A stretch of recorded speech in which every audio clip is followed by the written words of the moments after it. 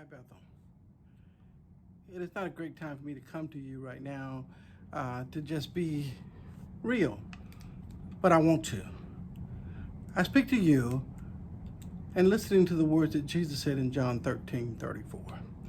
A new commandment I give to you, that you love one another just as I have loved you.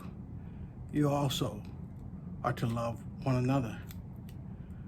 It is necessary to take the time to talk to you about the recent events that have happened in our nation.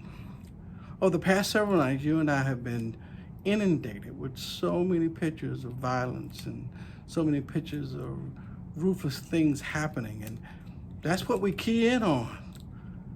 But I'd like you to go back to a root cause. One of the things we're discussing in our marriage class is, what do you do when the issue is not the issue? This is truly a sad time in our country and confusing as well. Being that we already are in a serious fight with COVID-19, and COVID-19 has taken its toll on us, and it really beat us up pretty bad for almost 12 weeks and just mopped the floor with us. On the very heels of that, on the waves of that, comes George Floyd being ruthlessly arrested, killed. It's the theme of racism that causes us to lift our heads and say, okay, everyone should be saying, I can be better. So this has nothing to do with me, Dr. Green. This has something to do with all of us. Have you ever had anyone inquire of you, what should you do? What should you do? How should you do it? I've had that. And here lately, I'm getting quite a bit of that. I've been asked that, and what's our next step? What are we supposed to do? How are we supposed to act? People are looking for leaders to lead them in certain ways, and I get that. I think if we put our minds together and we really process and think, we could probably block this, but it's going to take an effort from everyone to make it happen. Personally, I was around in the 60s and the 70s. Many people talk about they heard about it. I was around. I was a young man in the 60s, and I was a part of the movement to bring an end to segregation. And segregation was something that was really just rampant. I grew up, my first 6 years of life in education was in an all-black school, Dunlap Elementary School. We were on this side of town, and all the other kids were on the other side of town. That's where I was.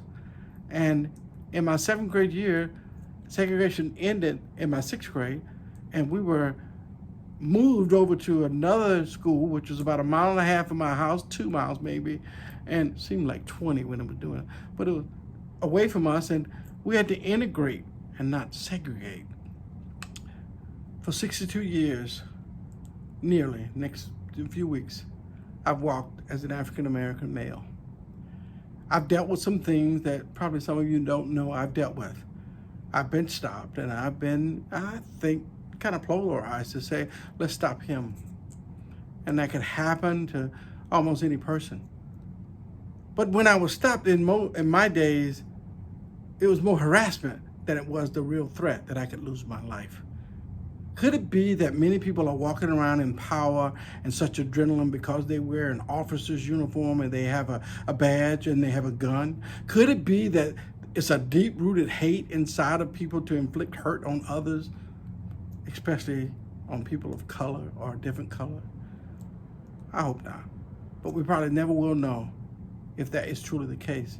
Because I've said it before and I'll say it again, because I'm a firm believer. There are some great people out there in every facet of life. No matter what they do for a living, no matter how they do it. There's some great police officers that have done some wonderful things. But mind you, there are some rough ones. There's some bad apples, if you say. There's some bad apples in the clergy. There's some bad apples in the military. They're all over. So you're going to have that. There's going to be a remnant. And the key for us is to root that out.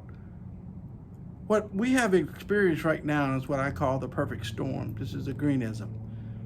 We have a massive wave of injustice and racism sweeping over us with COVID-19. Two major things going on. One's a pandemic, one's right here in your backyard. So it's an us-demic. It's for us. We've got to solve this. I can only pray to God that He gives us answers to fix this and to make it right, to fix many of these deep-rooted feelings that people have. I won't ask you or anyone else to do anything that I wouldn't do. But it's now time to reach out. To reach out to that hurting person, that hurting black person. To reach out to that hurting woman who's afraid to have children. I heard that on the news and I was really shocked. Reach out to the people. Be virtually connected. Connect with people. Understand what they're going through. Take the time to close your mouth and listen. Consider the way you treat people if you want to be treated that way.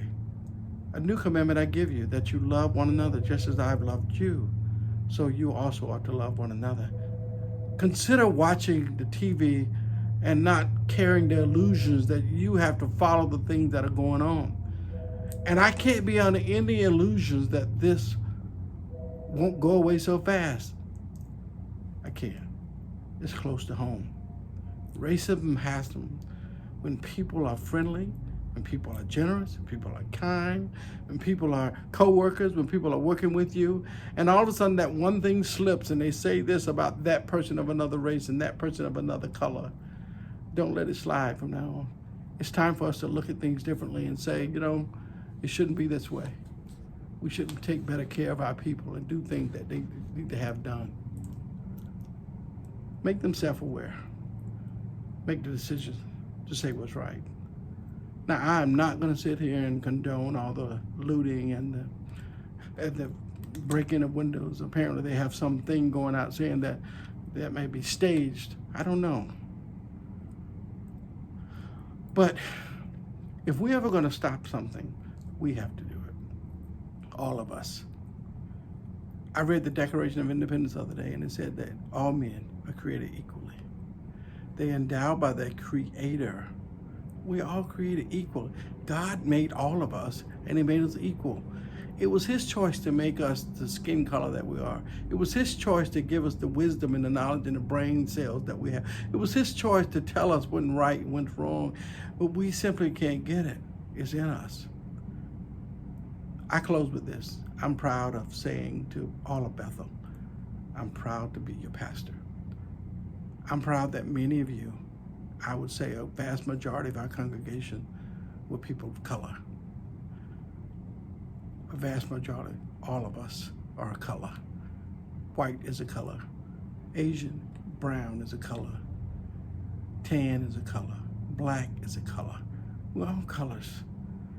And I'm so proud that I get to be where I am today to serve you. Let me say to you this one thing. Let's make Bethel the example of what it is to treat people with the utmost of respect and love.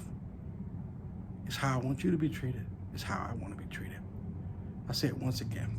A new commandment, Jesus said, I give to you, that you love one another, just as I've loved you, and you're also to love one another.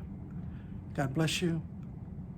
I am so glad that I got the opportunity just to share my feelings.